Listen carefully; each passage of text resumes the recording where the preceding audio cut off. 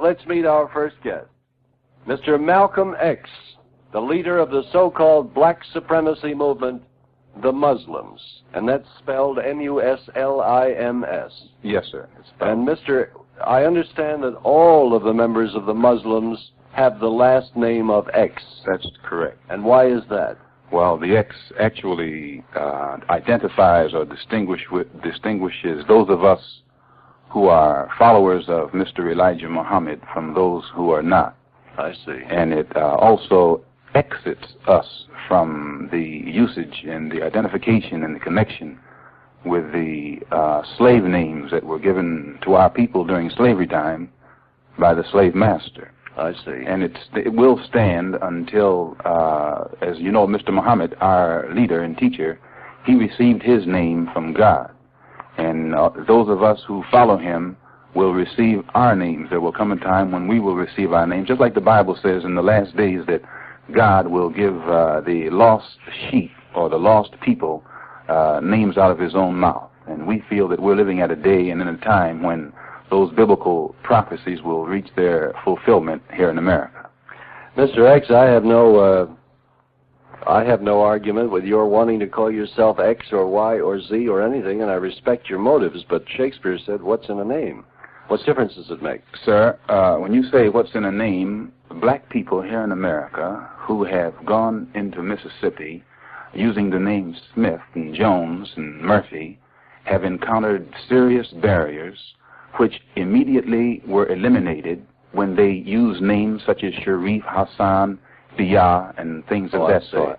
So when Shakespeare said, what's in a name, he probably had never lived in America with a dark skin. They took Arabic names to make the people think they were of Arabic extraction. A good example of that last year was mentioned in Jet, where this so-called Negro from Florida spoke with a French accent in Mississippi and gave himself another name, a foreign name, and was accepted into the veteran hospitals, white veteran hospitals. They took him for an African.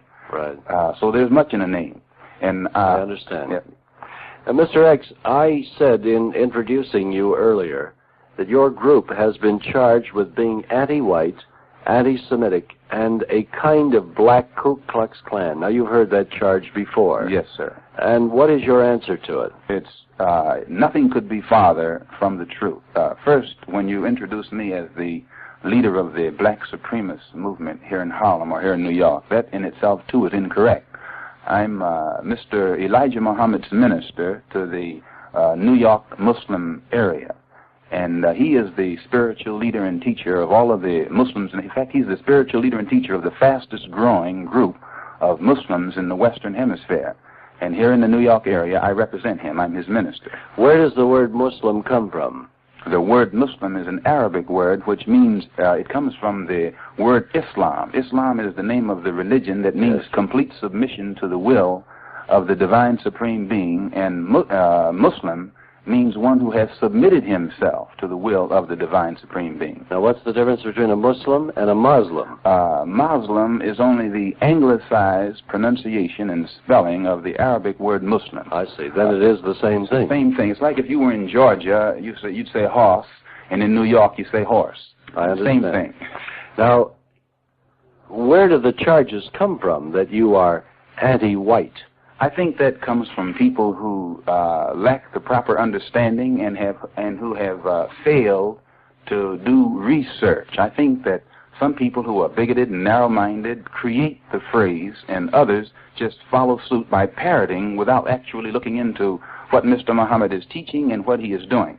If you recall, and I think this is the best answer, when Time magazine wrote an article in July or August of '59, in which they said that Mr. Muhammad had successfully eliminated from among his followers the use of alcohol, the use of dope, the use of profanity, adultery, and things of that sort.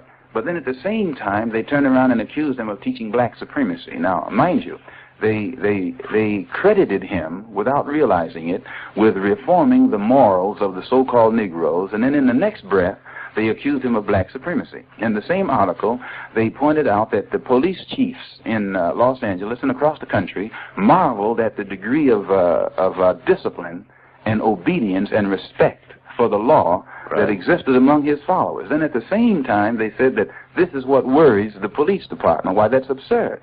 And I think that his teaching, Mr. Muhammad's teaching, gives such dignity. It puts such a sincere and strong dignity in those black people who listen to his teaching and accept his teaching, that they have had that inferiority complex and attitude for so long that when they change, it's so noticeable that people who don't understand, they associate it with an air of supremacy. But I think that's other than true.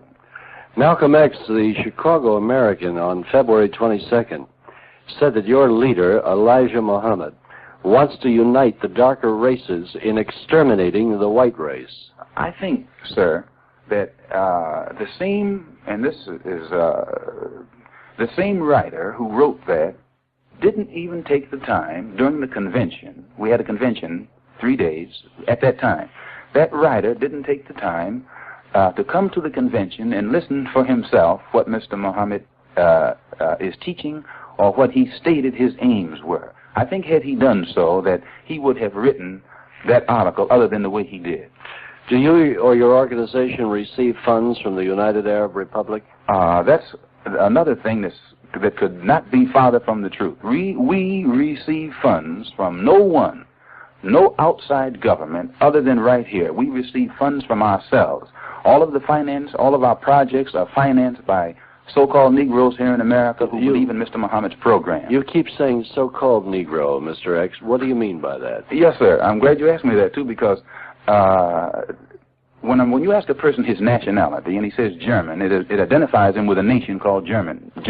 Right. If you ask him his nationality and he says French, it identifies him with a nation called France. If he says English, it identifies him with a nation called England. Right. Now, if you ask him his nationality and he says Negro, what has it identified him with? Only the color of his skin. But no, Negro is a Spanish word, not an English word. And here in the school curriculum in this country, they have taught us that black is something derogatory. So most Negroes take offense when referred to as black. But except in Africa. But understand. But at the same time, they say that the word Negro means black in Spanish.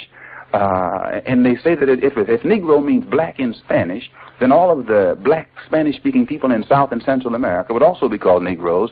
And if you call a Puerto Rican or a Cuban or a Mexican or somebody who is black a Negro, he takes offense. A Spanish-speaking black person will not accept the term Negro. Well, I agree with you, Mr. X. The fact is that many people who make the same mistake about Negroes will speak of nationality and say that so-and-so is a Jew. That's a faith, not a nationality. Negro is not a faith. No, Negro is the color of a skin. A man, when you say that you resent, or Negroes resent the word black, I've had Tom Mboya here on a couple of occasions, and he tells me that in Africa, the word black is applied by them to themselves. Yes. There are the blacks or the Africans. But not Negro. No. Negro carries with it a stigma. Well, only because of the unfortunate propaganda through the years, but this doesn't mean that it should. Sir, Negro is a word that was made up for us, not by we ourselves, but by our slave master during slavery time. Now, people of India, you have people in India who are darker than people in Africa. Yes. They're not called Negroes. You just can't, when you trace it down or try and use... what would you call yourself? A black man. I refer to myself as a black man, despite complexion. I should tell the radio audience that you're very fair. Very light. Yes. And, but, see, just like... Wouldn't colored be a more applicable word? No, sir. Colored to us means that which has been changed from what it originally was. Those of us today who have been taught by Mr. Muhammad, we accept the term black. We refer to ourselves as black despite complexion, and this gives us unity. As long as you have a group of people like the Negroes, different complexions, and they lay stress upon their complexion, that creates a division. And what we need, since one of our characteristic qualities is our disunity, we as so-called Negroes in America don't need any terms that tend to lend to that disunity. We need to be united instead of disunited. Malcolm X, why is it that Roy Wilkins of the NAACP and Thurgood Marshall, their counsel, are so opposed to your movement? Are they not hard-working individuals for equality and desegregation? Sir, I don't think that Mr. Wilkins and Mr. Marshall are actually opposed to Mr. Muhammad's movement, because Mr. Muhammad's movement is actually doing what they are advocating, the betterment of our people. Many people have put words in Mr. Wilkins' mouth and have put words in Mr. Marshall's mouth. But I don't think that men of that standing and of that caliber and with that intelligence would cast opinions about a group such as ours without coming to us or coming among us and studying us firsthand themselves. Mr. X, I must tell you that Thurgood Marshall has been here on many occasions, and he has stated to me that he is opposed to your group. Now, he's a learned and informed man, and he's told me this is not something that I'd heard. I think you'll find, sir, that many Negroes who reach... I wish you'd stop calling me sir. I was just a corporal. Well, sir, one of the things Mr. Muhammad teaches us is to respect everyone. And I do it... You can call me Barry. I think that's enough respect. Well, yes, sir. I'll call you Barry. Much better than hey you. I've been called that. But what you will find that one of the things characteristic, too, about Mr. Muhammad's followers is courtesy is a part of our religion. And I respect it. And it's difficult for us to separate ourselves from our religious teachings. May I say, as a former GI, that there are ways of saying sir and other ways of saying sir, and sometimes it doesn't sound very respectful. Oh, well, I understand. Let me pause here and tell you that I'm talking with Mr. Malcolm X, the leader of the movement of the Muslims, or Muslims. He returned to my guest. My guest is Malcolm X, the leader, or associate leader, I guess you'd call it, of the movement called the Muslims. Mr. X, you've denied here that your group is anti-white, anti-Semitic, and in some cases anti-Negro.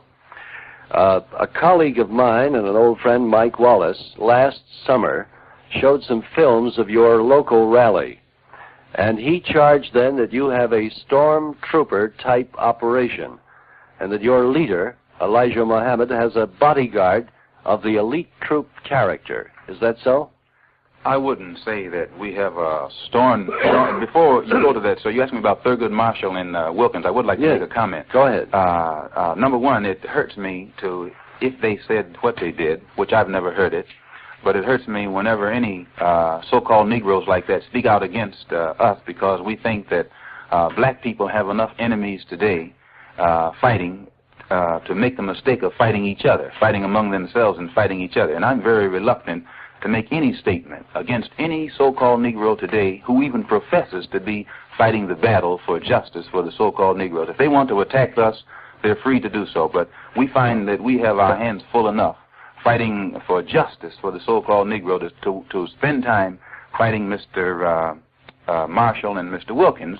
Well, I understand that, but on the other hand, in a democratic society, Mr. X, no one expects all Negroes or all anything to agree. But you got a new Negro on the scene today, sir, who's rising up faster than I think even Mr. Wilkins and Mr. Marshall are aware of. Who's that? And I said a new Negro. When I say a new Negro, a new collective Negro. Yes. Whereas in the past, Negroes were reluctant to stick together on certain issues, and they were reluctant to exhibit action other than passive.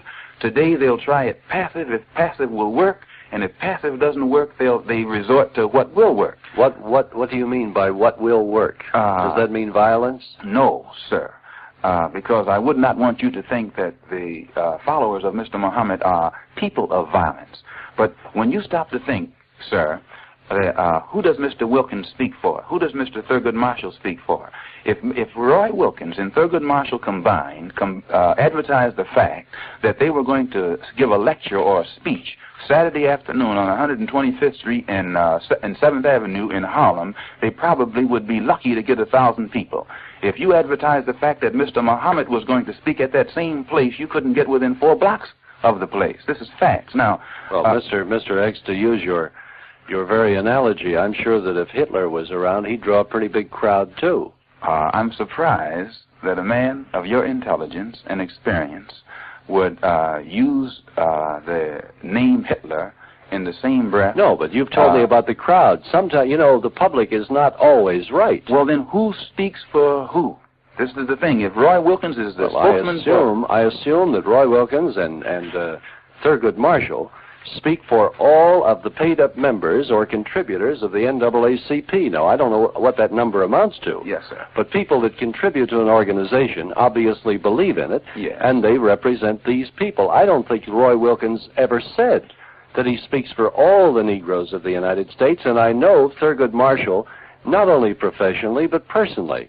And I'm sure that Thurgood Marshall doesn't believe that he speaks for all of the Negroes, because there are some Negroes he has very little use for, and he wouldn't want to speak for them. Well, there are no Negroes that we don't have any use for. We love all of them. But you're putting them in the same category, if I may say, as the racists on the other side put the Negro. You're making all Negroes good Negroes and all whites bad whites. We think, sir, that the bad qualities and bad characteristics that you might detect in the so-called Negroes today are due to sociological conditions under which they live, which we feel they are not responsible for.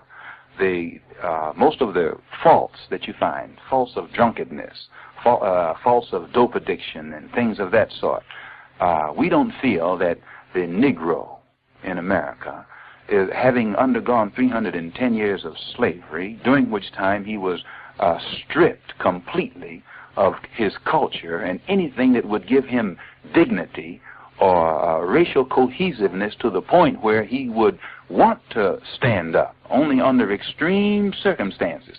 We just don't hold him responsible for that. These who have had an opportunity... You're not going to excuse it. We're not excusing it in this day and time, but we don't hold him responsible. You are then saying, if I understand you correctly, that all Negroes who are involved in narcotics traffic, addiction, drunkenness, whatever, these people are to be excused? No, sir. But I am saying that I think that the white man who is familiar with the history of the Negro in America, when he sees the faults that the Negro displays today here in America, the white man himself should be very slow to criticize or condemn that Negro for his condition. Mr. X, I neither criticize nor condemn. I'm trying to get a story, except I'd hate to think that we're going to present the satire of a poor, downtrodden individual who's just crooked because he never had a chance. Because some of our finest citizens in this community, Negro and white, have come out of those poor, downtrodden conditions. Principle and the fiber of character are very strong things. They overcome a great many setbacks. And I'm not going to tell you that the Negroes have had an easy row to hoe. They've had a very tough row. But isn't it strange that out of that very background have come some of your most remarkable people? Yes, sir. And there are those few. We don't clap our hands and say hooray over the few. We're thinking of the masses. Oh, I think there are many more than few. Who are yet in that downtrodden condition. I agree. But, Mr. X, we're getting far away from the subject. What about the elite bodyguard and the stormtrooper type operation that Mike Wallace showed on film last year? I think that Mike Wallace showed, I don't think he showed anything that you could call stormtrooper, but he probably showed something that could be classified as elite in the sense that the followers of Mr. Muhammad are taught discipline and courtesy and hygiene, physical hygiene, mental hygiene, spiritual hygiene, to the point where they are very easy to distinguish between others. Mr. X, you've just told me about the great mental hygiene of your leader. Is it true that he was in prison in the federal penitentiary for 3 years, beginning in 1943, for subversive activity? He was in prison for refusing to go to the army, for refusing to fight. He is a Muslim. He teaches the religion of peace, and he was sent to prison for refusing to go to the war. That was why he was sent to prison. I am given to understand that it's because he aligned himself with the Black Dragon Society of Japan. That's absurd. If he had aligned himself with the Black Dragon Society of Japan, sir, well, bring in your Federal Bureau of Investigation and ask them. Well, Mr. X, a man does not go to prison under our society if he can prove that he is a legitimate conscientious objector. We had many such during the war. Sir, I think you'll find that prisons were filled with conscientious objectors. We have brothers right at this moment who are serving prison sentences for being conscientious objectors. Because possibly that their background did not show a legitimate reason. They became conscientious objectors for the purposes of the draft. I don't quite understand. Well, let me give you a very well-known example. There was a man named Lou Ayres, yes, who is a Quaker. And Mr. Ayres, known as a Quaker and a very religious man, would not bear arms. So he became a member of an ambulance unit, and he did not bear arms. He was a conscientious objector. The medical corps was filled with hundreds of men who would not bear arms but worked as laboratory technicians and the rest. But those who suddenly became conscientious objectors on the day that the draft called them were put in prison because there was no record of their ever having been a member of a religious group or sect that would prove this point. Yes, well, I think you'll find, sir, that nearly 100 of Mr. Muhammad's followers went to prison along with him for refusing to go to the army. And by refusing to go to the army, they absolutely didn't even register. They had no part of the war whatsoever, but it wasn't in line with Japan or because of what Japan was doing. Let me quote to you from the Chicago American. It says here that in 1942, the Chicago Herald-American, this newspaper's predecessor, exposed a fifth-column plot designed to unite the world's dark-skinned people under Japan and exterminate the white race. Elijah Muhammad, alias Elijah Poole, alias Elijah Mahmoud, was accused by the FBI of being one of the leaders in this fantastic plot. When the FBI tracked him to his mother's home in Chicago, they found him rolled up in a carpet under her feet. Sir, I think you will find... okay. This is the FBI. You said you wanted the FBI quote. Leaders of the sect were charged with violating the Federal Espionage Act. Conviction under that law carried a maximum penalty of 20 years in prison and a $10,000 fine for each offense. The FBI said the subversive groups numbering 100,000 persons throughout the United States had been organizing for more than 10 years under the Japanese Black Dragon Society. A 4-month undercover investigation by the Herald-American brought to light the activities of these groups, and these findings were turned over to federal authorities. When questioned by Assistant U.S. Attorneys William J. Connor, John Keeley, and Leroy Crine, all the leaders denied they were citizens of the United States, all asserted they were born in West Asia, that they were Asiatics and Muslims and not subject to American laws. Records, however, showed they were all born in this country, and Mohammed and one other were arraigned on sedition charges and held in bond after the U.S. Commissioner said these men were leaders in this dangerous subversive plot. It was at their behest that many of the others evaded the draft. They also advocated direct alliance with this nation's enemy, Japan. Sir, I completely disagree, and I read that in the Chicago paper when I was out there last week. If Mr. Muhammad and his followers were arrested for that, were they convicted for that? Well, they went to jail for 3 years. That's a pretty good sign. Sir, no. They went to jail for refusing to register for the draft, but they were not convicted of any kind of espionage. And, sir, today they aren't on the Attorney General's subversive list, and if they said they weren't citizens, the United States Senate right now is putting on a filibuster in Washington, D.C. to prove that the black man here is not a citizen. Yes, but I don't accept that, do you? Oh, you are an individual, sir. The federal law of this country states that anyone naturally born in the United States is a citizen of this country. whether he be of the black race, the yellow race, or the white race. And as a matter of fact, the Japanese in California had the same difficulty for a very long time. But anyone born in this country, naturally born, is an automatic citizen, and it can never be denied. Do they deny these Japanese and white people civil rights? You see, civil rights makes a man a citizen. You got an argument in Washington right now that revolves around civil rights, which is supposed to make Negroes citizens. No, it's supposed to give them voting privileges. It does not have anything to do with a citizen. Has voting privileges. I know. And if he doesn't have voting privileges, he's not a citizen. Well, he has voting privileges in the South if he pays his poll tax, and I'm against that. But understand, sir, and I think that you're intelligent enough to see that any time you have to make new bills or pass new bills to make to give voting privileges or voting rights to approximately 20 million black people, then you just can't call those people citizens. Well, let's go back to your leader. According to the Chicago newspaper, at a meeting September the 13th, 1942, this same Elijah Muhammad told his followers, and this is a direct quote, "The red background of the flag of Islam represents the sun. The crescent and star represent the moon and the planets. The other flag you see there, the stars and stripes, is the symbol of the white devils.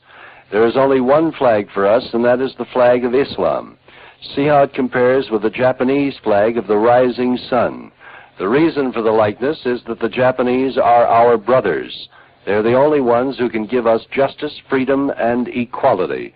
And at a meeting of one of the subversive groups, one of the leaders exhibited a movie showing the Japanese version of the bombing of Pearl Harbor, and the followers cheered loudly. Speakers at some of the meetings, uncovered by patriotic Negro organizations, made statements as, "Our prayers were answered with the bombings of Pearl Harbor. God bless Hitler. Tojo will save American Negroes from the white yoke. Great Japanese victories leave fewer victims for us." And on March 5th, 1935, 200 members of the group rioted in the Chicago courtroom of Municipal Judge Edward S. Scheffler. Sir, I'm surprised that you would take a newspaper, which you could, pardon me, go ahead, which you can get one printed in Mississippi, Georgia, Alabama, and Chicago is no exception. This is a newspaper with millions of dollars of assets, Mr. X. If you wanted to sue them, it's very simple. You have papers in Mississippi that have $1 million worth of assets. The assets are of no consequence whatsoever. Oh, you can sue them concerning easily. The flag, the sun, moon, and star, the Shriners, which is one of the top orders of the Masonic, they use the crescent. There's nothing wrong with that. Oh, I have no objection to your flag, and particularly the flag of Islam. I do have objection to the speeches that this man has made, and incidentally the stupidity of the statement that God bless Hitler, because I seem to recall Hitler and a man named Jesse Owen. Yes, I understand. If you will take that paper, which you've never seen until it was put in front of you, oh, I saw it earlier today, and reach the conclusion that the man said it without doing some investigation for yourself, you're overlooking the fact that Mr. Muhammad has united and reformed and is reforming more Negroes than any other black man in America. You're overlooking the fact that he's creating love and brotherhood among his people that didn't exist before. You're overlooking the fact that he's making law-abiding citizens out of black people who had no regard or respect for law before. You're overlooking all of these positive qualities. Well, not only... And pulling out something, sir, that was planted in a newspaper 20 years ago. No, this is the issue of February 22nd, 1960. What you're quoting, sir, was written 20 years ago. What you're quoting was written 20 years ago. It come out in the paper in Chicago last week to try and make the Negroes in Chicago afraid anytime you can find a black man. Mr. X, yes, sir. There's one so-called black man. I don't use the term, but there is a black man named Lester Brownlee. Yes. And he writes a column in which he says that your organization has great similarities with Hitlerism. He says both have made a strong appeal to the frustrated, pointing up injustices. Both use hatred to pit one group against another. Both spread the quasi-religious doctrine of racial superiority. Both attack Christianity and democracy as incompetent to solve problems. Both use the approach of a demagogue. Both demand fierce loyalty of followers. Both started inside the framework of the law. Both indoctrinated youth. Both built an elite guard. Both allied their causes with other nations which had similar doctrines. In Muhammad's case, with the rising tide of nationalism in Africa today. Now, that's a Negro writer who wrote that. You're right. He's a Negro writer, sir. And the thing that surprises me about what you're saying, you're overlooking the fact that Mr. Muhammad just finished a tour of the Muslim world, the Muslim countries of Africa and Asia, at which time he was warmly received at the holy city of Mecca and Medina in Arabia. And you cannot call a Muslim who enters Mecca a pseudo-Muslim or a member of a quasi-religion. And also, sir, I think you'll find that if you think that Mr. Muhammad is anti-white, you cannot, no white person can come around any group of black people and get more respect than they will get when they come amongst the followers of Mr. Elijah Muhammad. I think one thing that the white man should know is this. There's a new Negro. There's a new thinking going on among Negroes. And it's the misinformation that's being given to the white man by the leaders he himself has put up there to keep him informed, that makes him not aware today of the dissatisfaction and the degree of it and the intensity of it that's existing among the Negroes. And because Mr. Muhammad comes along and expresses it openly and frankly, so that you will understand, instead of listening to what he's saying and taking that as a warning, you are making the mistake of condemning the man as a hate teacher. A warning of what, Mr. X? Sir, you reap what you sow. As you reap, as you sow, so shall you reap. Well, let me put it this way. There are 170 million people in the United States, and I venture to say that the overwhelming number of them are very much for civil rights, because the South is certainly a minority group of our total population. Would you say that all of the white people should reap as they sow? Sir, if the overwhelming number of white people in America are for civil rights, why do you have such a difficult time getting a civil rights bill passed? Because of the makeup of our political chamber. Sir, if the number in America of whites for civil rights was overwhelming, there is no combination of schemes that Southern senators could concoct to get that bill from being passed. Well, you have President Eisenhower himself has just made a tour of Africa, Asia, and South America, and he has not said one word yet against the atrocities that are being committed against black people here in America. Well, you wouldn't expect the president to go abroad and make that kind of a speech, would you? He hasn't made a speech such as that in Washington, sir. I wouldn't expect him to make it abroad. I happen to be of Democratic persuasion, so please don't ask me to defend the president this week. Yes, sir. How about Hubert Humphrey? Hubert Humphrey is one man. Yes. If the Eisenhower is the president, he has influence enough to speak out on any kind of situation. Well, I agree with that, but what about Hubert Humphrey? And what about the great and Hubert Humphrey, sir, is not the president. What about the great? He may be president. Hubert Humphrey doesn't represent the United States of America as such. Eisenhower represents the thinking of the United States, the program, the principles of the United States. And if he doesn't speak out against these atrocities, then who will?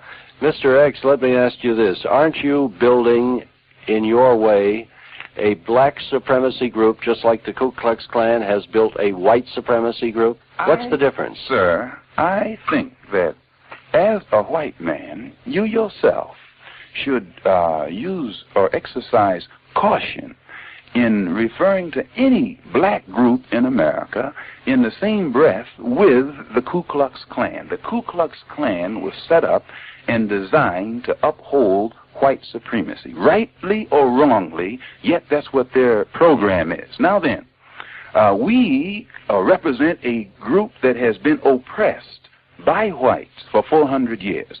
The white man cannot deny that we were kidnapped and brought here. He can't deny that we were stripped of our culture, stripped of our language, stripped of our flag, stripped of our identity, and then robbed of 310 years of free labor. He can't deny that. Now, any group today that voices resentment and speaks it openly and frankly, the white man, since his hands are so blood-soaked, he should feel guilty. He shouldn't feel vindictive. He shouldn't say, why, this man is a hate monger. Instead, he should go and talk to that man and say, well, now listen, we are guilty of this.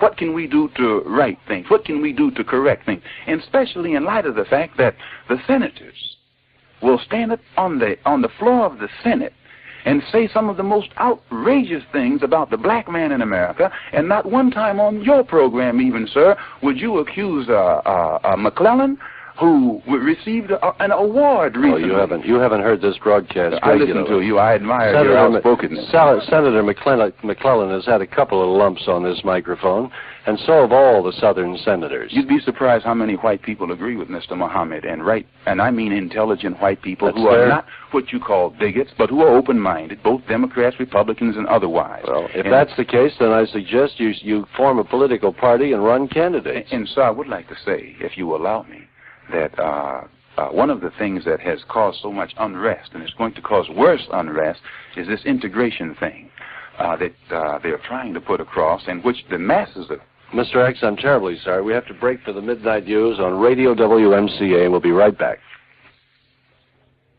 And now my guest again, Malcolm X. And Mr. X, we've spent almost an hour talking, and I have other guests, so I would like to ask you to provide some wind-up comment, if you will, about your movement.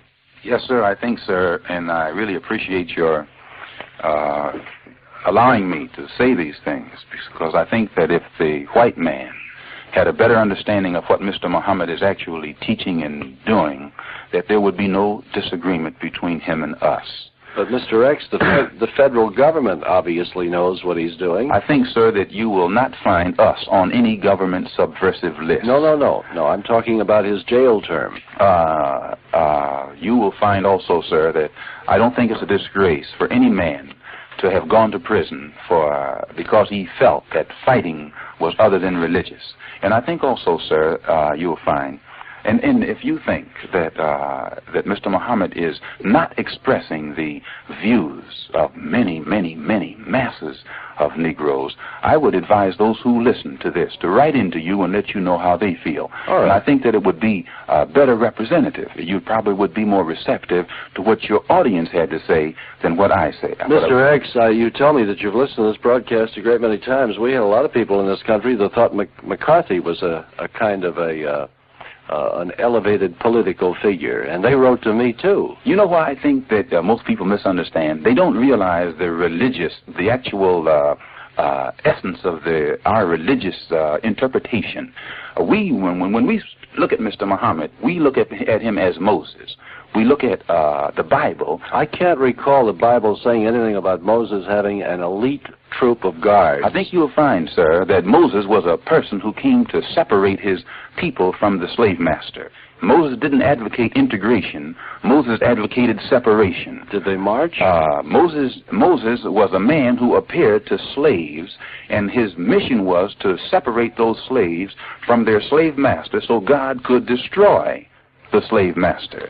And we feel that those Bible stories, sir, are only symbols that paint prophetic pictures of the day and time that we're living in right now. I cannot recall any word of Moses in the Old Testament professing anything of hatred. And all I've read here, according to these newspaper reports, which if they are untrue, you have every right to sue for enormous sums of money, all I've read here are speeches of hatred made by your leader. Sir, I think you can read the congressional record in the morning and find some speeches that are more hate-filled being delivered by the senators from the floor of the United States Senate. We are not talking about the senators.